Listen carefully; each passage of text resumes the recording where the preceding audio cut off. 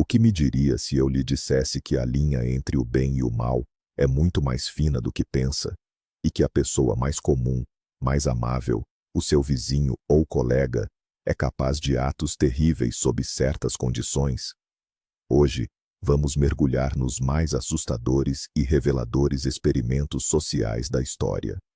Vamos analisar 20 estudos que forçaram os cientistas e o mundo inteiro a repensar tudo o que sabíamos sobre a natureza humana.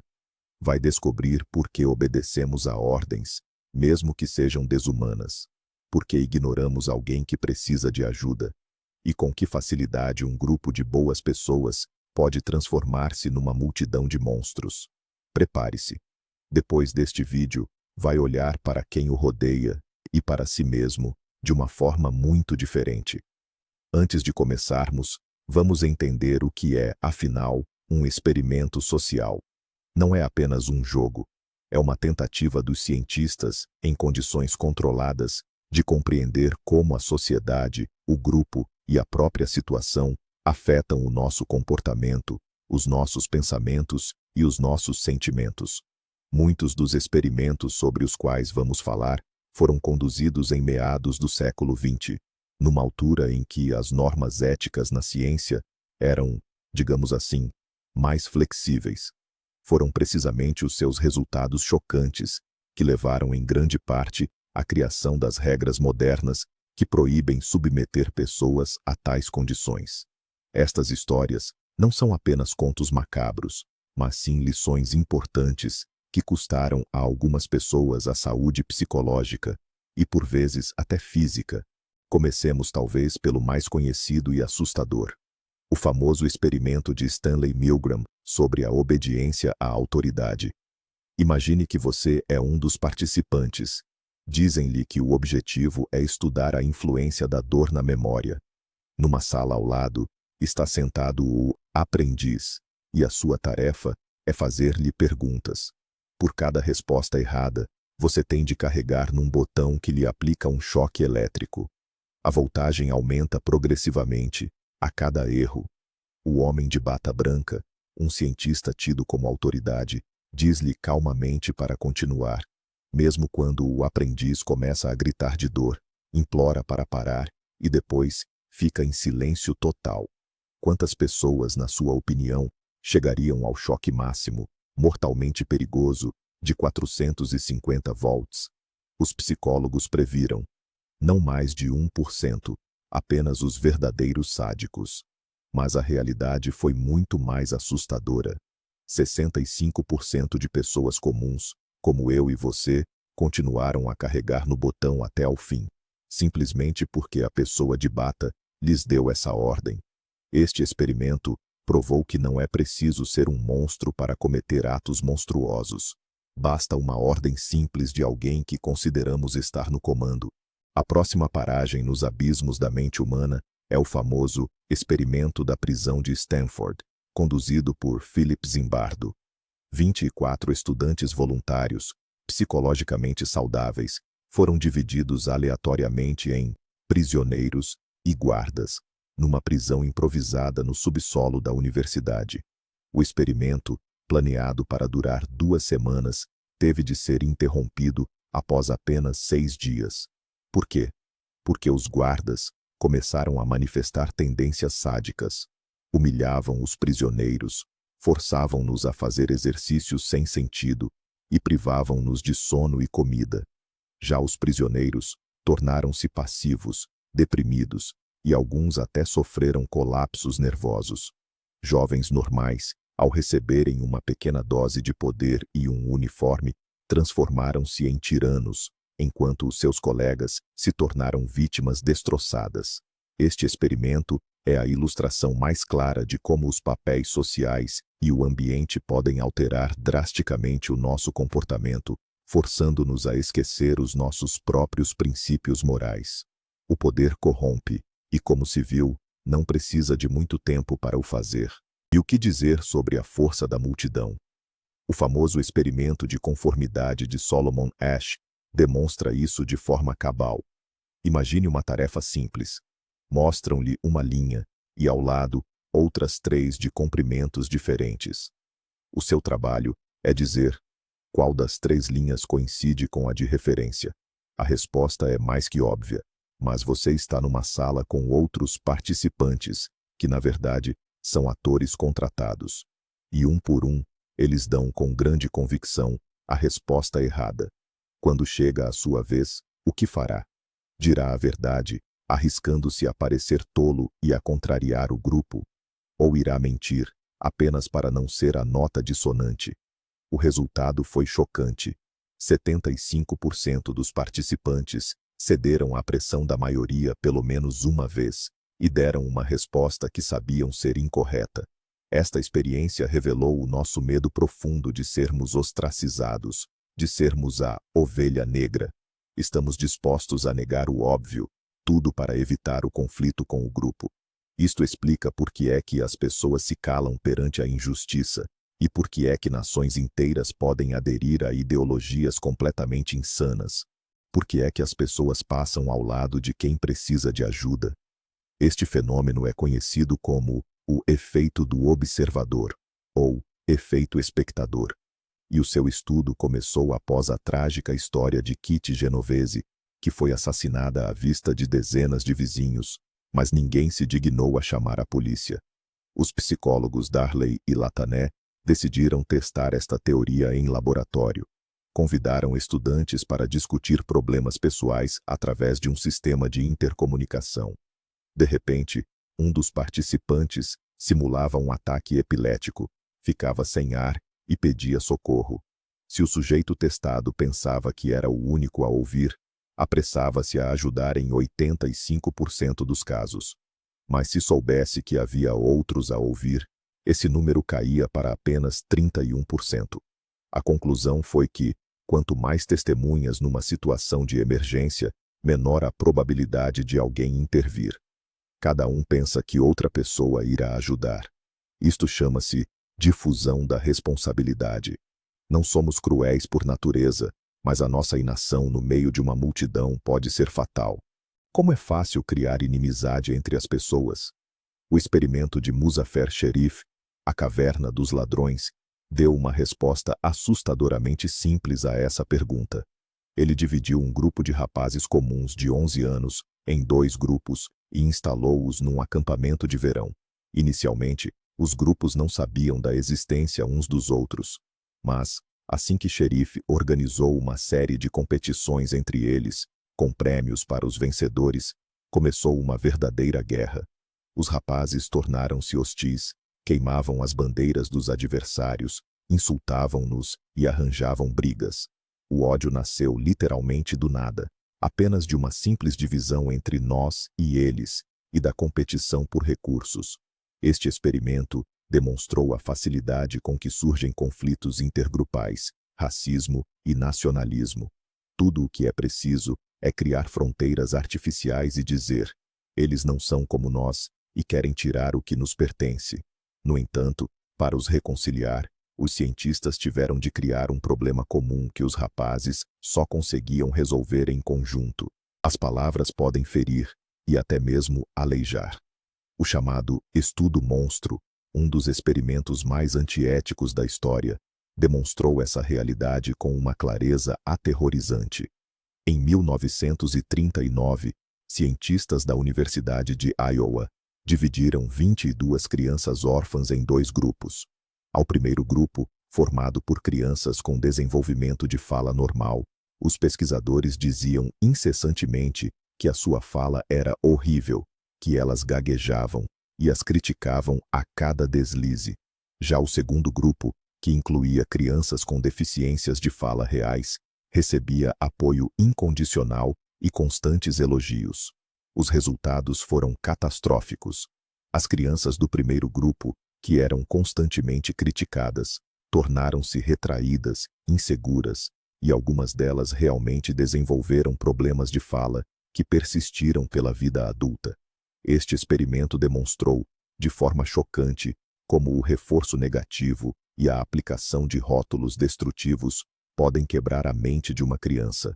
O título monstruoso foi atribuído pelos próprios cientistas, que ficaram aterrorizados com o impacto das suas descobertas.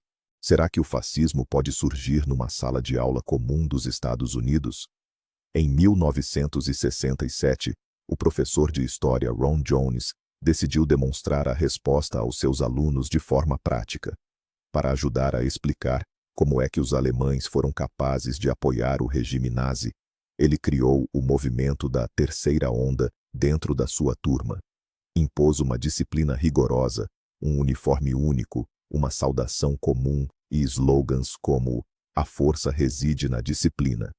Para seu horror, a experiência fugiu totalmente ao seu controlo. Os estudantes adotaram as novas regras com entusiasmo. Sentiram-se parte de algo maior, como se fossem uma elite. Começaram a denunciar aqueles que não cumpriam as regras e a mostrar agressividade contra os dissidentes de outras turmas. O movimento cresceu a uma velocidade impressionante. Ao quinto dia, um Jones assustado foi forçado a revelar o jogo e explicar que tudo não passava de uma lição. Esta experiência demonstrou a facilidade com que as pessoas abdicam do pensamento crítico e da liberdade em troca de um sentimento de pertença e ordem, e como é tênue a linha entre a disciplina e o totalitarismo. A agressão é inata ou é um comportamento que aprendemos? Albert Bandura respondeu a essa pergunta usando um boneco inflável chamado Bobo. Durante o experimento, ele mostrou às crianças vídeos de um adulto agindo agressivamente com o boneco. Ele o batia, pontapeava, atirava-o e lhe gritava insultos. Depois de ver o vídeo, as crianças eram colocadas numa sala, onde, entre outros brinquedos, estava o boneco Bobo. O resultado foi inequívoco. As crianças que testemunharam o comportamento agressivo copiavam-no com alta precisão. Elas não estavam apenas a brincar. Elas demonstravam exatamente o mesmo tipo de agressão visto no adulto do vídeo. Já as crianças que assistiram a vídeos com brincadeiras calmas comportavam-se de forma pacífica. Este experimento comprovou a teoria da aprendizagem social. Aprendemos a ser agressivos observando os outros. Isso obrigou a sociedade a repensar a influência da televisão, dos filmes e do comportamento dos pais sobre as crianças. Monstros não nascem, são criados. Por vezes, sem que os pais sequer se apercebam disso. Com que idade as crianças internalizam o preconceito racial? O teste das bonecas, conduzido pelos psicólogos Kenneth e Mamie Clark na década de 1940, deu uma resposta profundamente dolorosa. Eles apresentaram a crianças afro-americanas duas bonecas, idênticas em todos os aspectos, exceto na cor da pele. Uma era branca e a outra era negra. Pediram às crianças que escolhessem qual boneca era a boa, a má, a bonita e a feia. A maioria das crianças, independentemente da sua própria cor de pele, associava todas as qualidades positivas à boneca branca e todas as negativas à boneca escura. O momento mais trágico, contudo, vinha com a pergunta: e qual boneca se parece contigo? As crianças, visivelmente perturbadas, apontavam para a boneca negra. Este teste demonstrou de forma inequívoca o quão profundamente o racismo sistêmico se infiltra na mente das crianças, levando-as à autoaversão. Os resultados deste estudo foram, inclusive, utilizados no Supremo Tribunal dos Estados Unidos como prova dos danos causados pela segregação escolar. Seremos capazes de reconhecer a genialidade quando ela se apresenta sem o devido aparato? Para descobrir, o jornal The Washington Post realizou um elegante experimento social.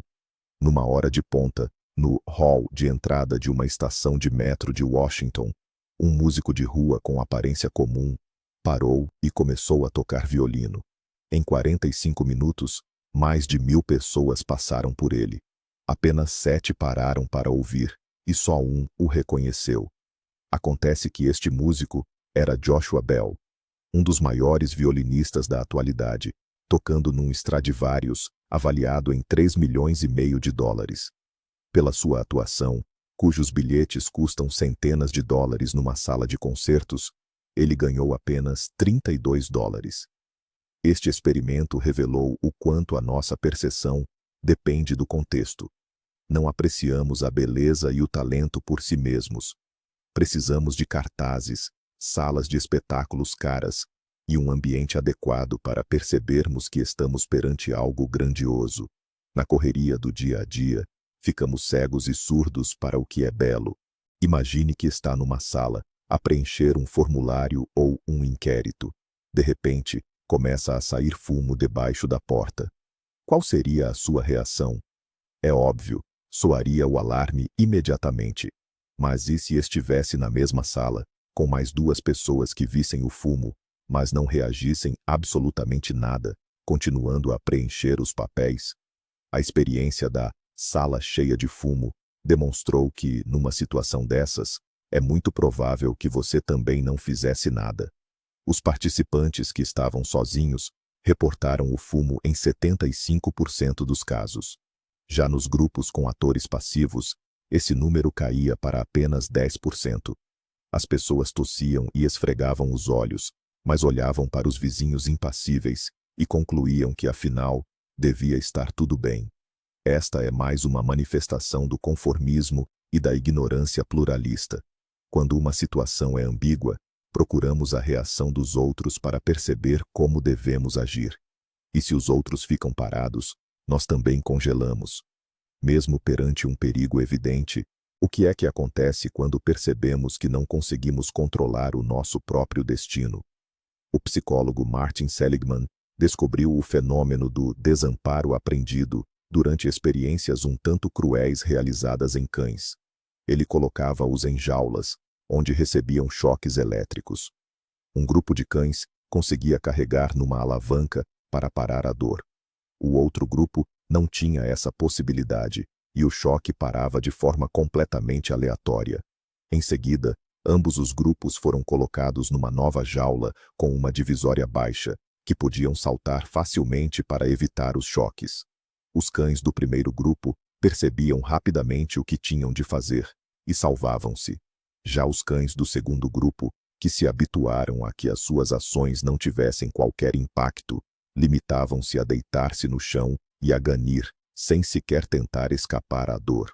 Eles tinham aprendido a ser indefesos. Infelizmente, este mecanismo também funciona nos seres humanos. Quando uma pessoa permanece muito tempo numa situação que não consegue controlar, ela desiste de tentar mudar seja o que for, mesmo quando a oportunidade surge. Este é o alicerce de muitos estados depressivos. A nossa memória não é tão fiável quanto imaginamos. Ela pode ser facilmente alterada com apenas uma palavra. A psicóloga Elizabeth Loftus provou isso num dos seus experimentos mais clássicos. Ela mostrou aos participantes um vídeo de um acidente de carro e, em seguida, fez algumas perguntas. A um grupo, ela perguntou: a que velocidade iam os carros quando colidiram uns contra os outros?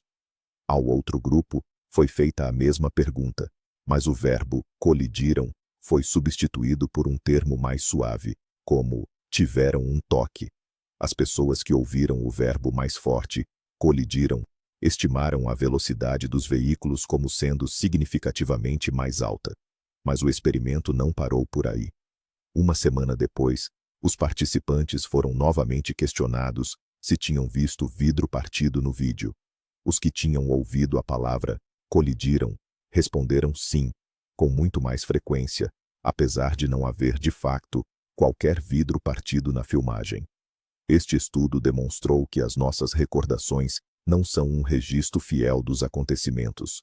Elas podem ser distorcidas e até mesmo fabricadas sob a influência de informação posterior. Isto tem implicações vastíssimas para a prática forense e para os depoimentos de testemunhas oculares. Está disposto a ajudar um estranho em apuros? A maioria de nós responderia sim. No entanto, o estudo do bom samaritano mostrou que as nossas boas intenções são muitas vezes desfeitas pela realidade da vida, nomeadamente pela pressa. Os investigadores pediram a estudantes de teologia que preparassem uma palestra sobre a parábola do bom samaritano, aquele que ajudou o viajante espancado.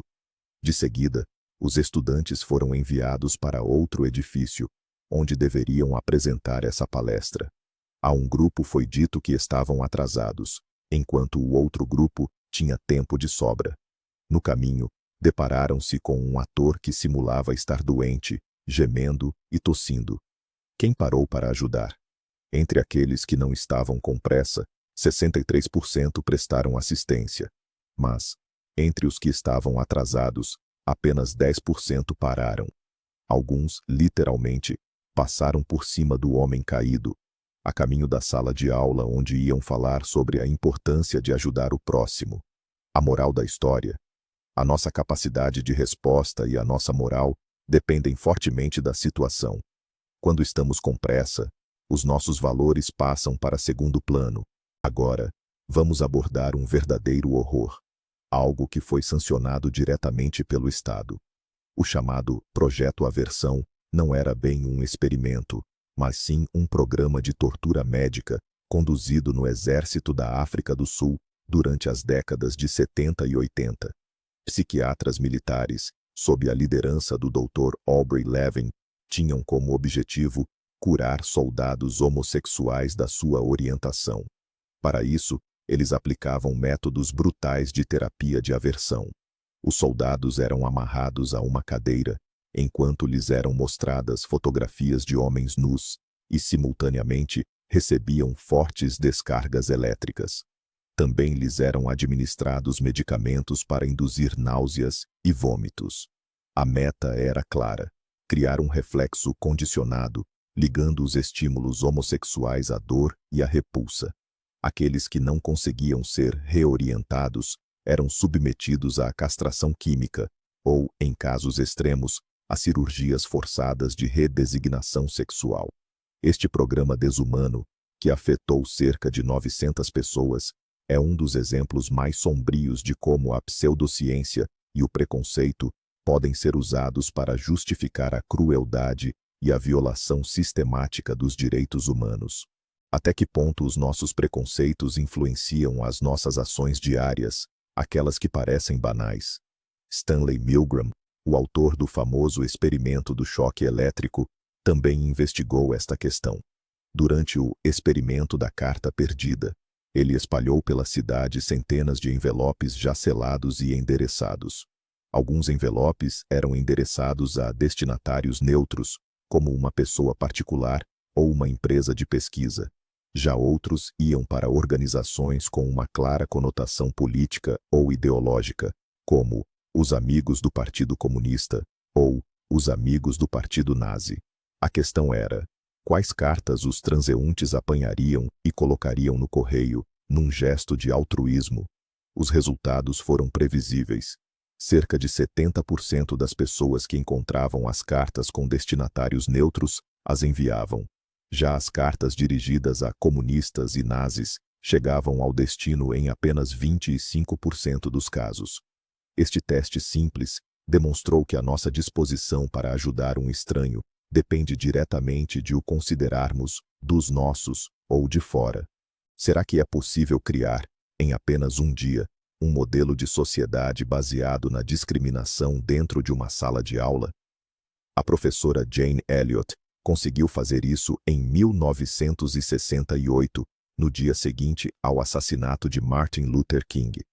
Para explicar o que era o racismo aos seus alunos do terceiro ano, ela dividiu-os com base na cor dos olhos. No primeiro dia, ela declarou que as crianças de olhos azuis eram melhores, mais inteligentes e teriam mais privilégios. Já os de olhos castanhos tinham que usar colares especiais e eram sujeitos a humilhações. Em apenas algumas horas, as crianças que eram amigas transformaram-se em inimigos.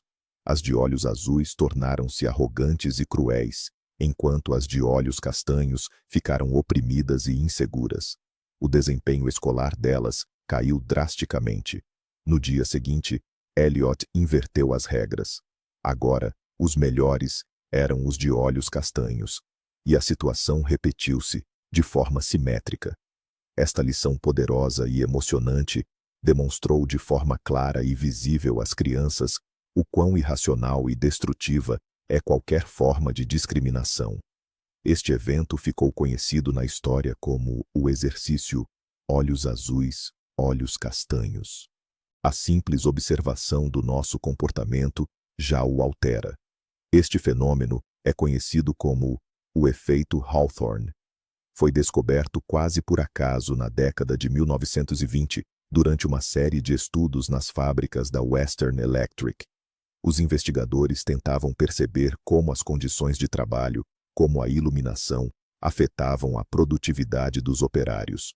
Aumentavam a intensidade da luz e a produtividade subia. Em seguida, começaram a reduzir a iluminação, esperando, logicamente, que a produtividade caísse. Mas, surpreendentemente, ela subiu de novo.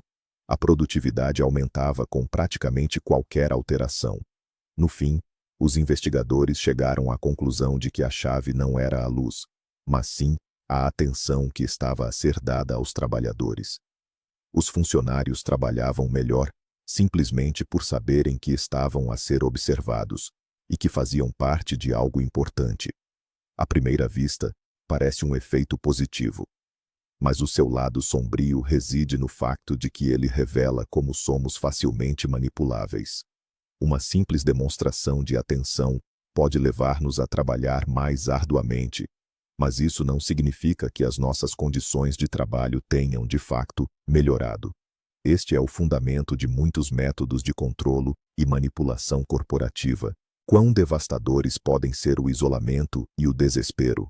Os experimentos que Harry Harlow conduziu com macacos nos anos 50 do século passado trouxeram uma resposta cruel e inequívoca a essa questão. Ele queria estudar a natureza do amor e do apego. Num dos seus estudos mais sinistros, que ele próprio batizou de Poço do Desespero, ele isolou macacos rhesus jovens de qualquer contacto social por períodos de até 1 ano. Ele colocava-os em minúsculas câmaras de aço, onde não havia nada além de comida e água. As consequências foram aterrorizantes. Quando os macacos eram finalmente libertados, o seu estado mental estava completamente destruído. Eles ficavam sentados, balançando-se num canto, evitavam o contato com outros macacos, eram incapazes de acasalar e demonstravam ou extrema agressão ou uma total apatia. Harlow provou que o laço social e o amor são necessidades vitais e que a sua ausência resulta em traumas psicológicos irreversíveis. O seu trabalho foi revolucionário, sem dúvida, mas os métodos utilizados são, pelos padrões modernos, monstruosamente antiéticos. E, por fim, uma história que transcende os limites de um simples experimento, servindo de exemplo de fraude hedionda e racismo na ciência. O estudo da sífilis de Tuskegee. Em 1932, o Serviço de Saúde Pública do Walker deu início a este estudo, envolvendo 600 afro-americanos do Alabama. Desses, 399 estavam infectados com sífilis. Disseram-lhes que receberiam tratamento para sangue ruim, má circulação, mas, na verdade, tratamento nenhum lhes foi fornecido. Os cientistas limitaram-se a observar a doença a devastar os seus corpos. Mesmo quando a penicilina, um medicamento eficaz contra a sífilis, surgiu na década de 1940, ela foi negada aos participantes. Mais grave ainda, os investigadores ativamente impediram-nos de procurar tratamento noutros locais. Este pesadelo arrastou-se por 40 anos. Durante esse período, dezenas de homens morreram de sífilis, as suas esposas foram contagiadas e os seus filhos nasceram com a doença congênita. Este estudo serve como um terrível lembrete do que o ser humano é capaz de fazer quando considera um grupo inferior, privando-o dos direitos humanos básicos em nome da ciência. Mas o que é que tudo isto significa, afinal? Estas 20 histórias não são apenas um conjunto de factos assustadores, são um espelho para o qual temos receio de olhar. Elas demonstram que o mal não é algo abstrato, nem está reservado apenas a maníacos e ditadores. O mal é banal. Ele nasce do nosso desejo de sermos como todos, do medo de ir contra o sistema, da submissão cega à autoridade e da indiferença. Os crimes mais aterrorizantes da história não foram cometidos porque todos eram maus, mas sim porque as pessoas de bem se calaram, ou simplesmente fizeram o que lhes mandaram. Obrigado por terem assistido a este vídeo intenso até ao fim. Se ele o fez refletir, não se esqueça de deixar o seu like e subscrever o canal, para não perder as nossas novas investigações sobre a alma humana. O seu apoio é crucial para nós. E agora, a grande questão. Pense bem. Teria ido até ao fim no experimento de Milgram? Ou conseguiria ir contra a maioria no experimento de Asch? Responda-nos com honestidade nos comentários. É muito importante ler as vossas opiniões.